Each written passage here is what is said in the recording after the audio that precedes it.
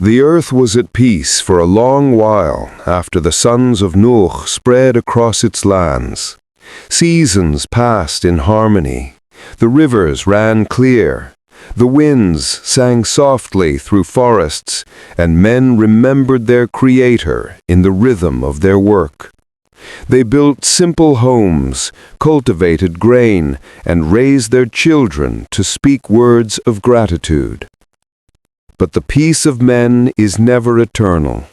The generations that followed grew distant from the voice of prophecy. They looked upon the mountains and said, "These are ours." They gazed at the rivers and claimed, "We command their flow." The humility of the ark was forgotten, and the pride of empire was born. It began in the valley of Shinar, where the twin rivers of Tigris and Euphrates embraced the land. There the descendants of Sam settled first, a people of skill and intelligence. They learned to make bricks from clay and fire, binding them with bitumen. With each brick laid, their confidence grew. In the early days, they built for shelter, then for beauty, then for power. At the heart of Shinar rose a city unlike any before, Babel, the city of man's ambition. The city of Babel. At first, Babylon was a wonder of harmony. Its gardens bloomed, its markets thrived, and its people spoke one language, a pure, melodious tongue that all could understand. They built wide streets lined with palm trees and towers that glittered in the dawn. The sound of craftsmen, poets, and farmers blended into a music of civilization. They said, "We are the sons of Nuh. We have survived the wrath of heaven. The world is ours to shape." But the peace of men is never eternal. The generations that followed grew distant from the voice of prophecy. They looked upon the mountains and said, "These are ours." They gazed at the rivers and claimed, "We command their flow." The humility of the ark was forgotten, and the pride of empire was born. It began in the valley of Shinar, where the twin rivers of Tigris and Euphrates embraced the land. There the descendants of Sam settled first, a people of skill and intelligence. They learned to make bricks from clay and fire, binding them with bitumen. With each brick laid, their confidence grew. In the early days, they built for shelter, then for beauty, then for power. At the heart of Shinar rose a city unlike any before, Babel, the city of man's ambition. At first, Babylon was a wonder of harmony. Its gardens bloomed, its markets thrived, and its people spoke one language, a pure, melodious tongue that all could understand. They built wide streets lined with palm trees and towers that glittered in the dawn. The sound of craftsmen, poets, and farmers blended into a music of civilization. They said, "We are the sons of Nuh. We have survived the wrath of heaven. The world is ours to shape." But the seed of arrogance, once planted, grows silently. It does not bloom in a day. It creeps like ivy, wrapping itself around hearts. And among the kings of Babel rose a man whose heart was darker than the shadow of his towers. His name was Nimrud ibn Cush ibn Ham, the great-grandson of Nuh. The rise of Nimrud. Nimrud was born under a sky of fire. A comet had burned across the heavens the night he came into the world. The people whispered that it was a sign. His mother, a woman of striking beauty, told him from childhood that he was destined for greatness. He grew tall and broad, with eyes like obsidian and a voice that commanded attention. He learned the arts of war, speech, and leadership. The elders admired him, the people obeyed him. But Nimrud's mind was not content with rule. He desired dominion. He wanted to control not just men, but fate itself. He looked to the heavens and said, "Why should we bow to a God we cannot see? Did not my forefather Nuh build an ark and survive by his own strength? I will build a greater vessel, one that will reach heaven itself." Thus began the age of rebellion. The Tower Dream. One night, Nimrud climbed to the roof of his palace and gazed upon the stars. The wind whispered, and his heart filled with burning pride. He said, "If the flood came once, it may come again. But this time I will not be drowned. I will build a tower that pierces the clouds, higher than the mountains, greater than the heavens themselves." He called his council and declared, "Let us make a monument to man, a pillar that defies the sky. We shall build a tower whose top touches the throne of God. Then the heavens will bow to the will of earth."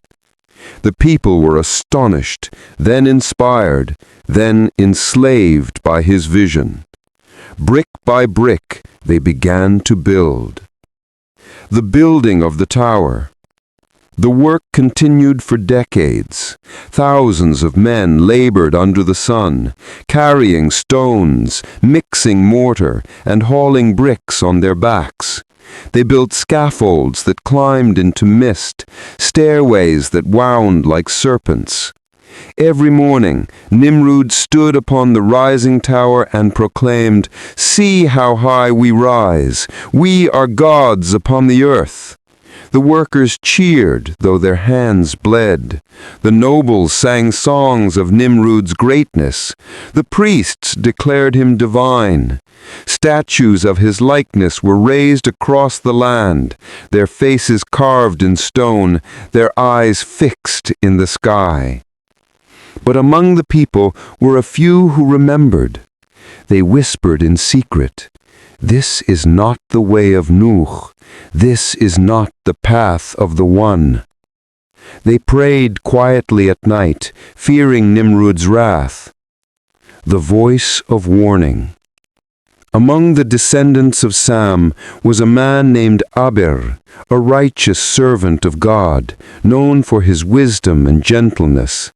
He saw the madness of the people and went before Nimrud and said, "O king, you are mighty among men, but before God you are as dust.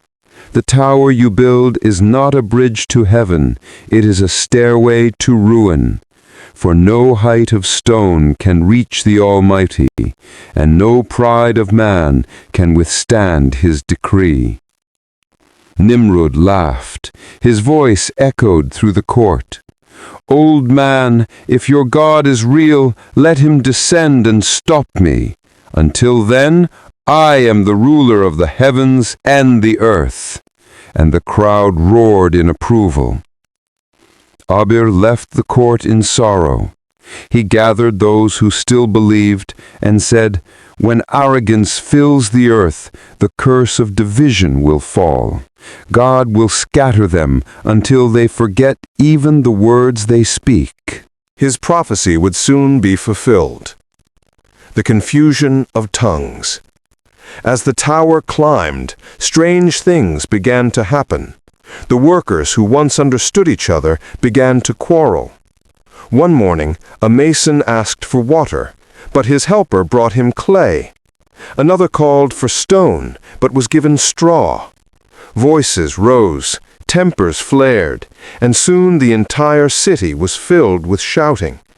Their words twisted upon their tongues, changing shape and sound. What was once one speech became many, harsh, melodic, strange, and new. The builders no longer understood one another. Work halted, chaos erupted. It was as if the air itself had shattered into countless languages. The people scattered in confusion, tribes dividing, families splitting, nations born in the echo of misunderstanding. The fall of the tower. Nimrud climbed to the top of the unfinished tower, furious. "Who dares defy me?" he shouted into the sky. "What god has done this?" A storm gathered, dark and roaring. Lightning struck the upper stones, splitting them like dry wood. The tower shook, and the earth groaned beneath it. The people fled in terror as the structure cracked and collapsed. Dust and flame filled the valley. When the storm cleared, only ruins remained. A jagged stump of stone jutting into the clouds, a monument to man's folly. And from that day, the place was named Babel, meaning confusion. The legacy of Nimrud. Nimrud survived, his pride unbroken. He rebuilt his throne in the ruins and declared himself a god. He ruled with fear and sorcery, commanding men to bow before fire and stars. But the light of prophecy was not gone, for in the generations that followed, from the line of Sam, a child would be born, a child named Ibrahim, who would one day stand before Nimrud and shatter his idols. The angels who had watched the flood now looked upon Babylon and whispered, "Man forgets, but God remembers. His mercy endures, and his messengers will rise again." Epilogue. The ashes of arrogance. The ruins of the Tower of Babel stood for centuries, a warning carved in stone. Travelers from distant lands would gaze upon it and feel unease, sensing the echo of divine wrath. Some built temples around it, calling it the gate of heaven. Others feared it and turned away. But none who looked upon its broken heights could deny the truth written in its fall. That which man builds for pride will crumble, but that which is built for God will endure.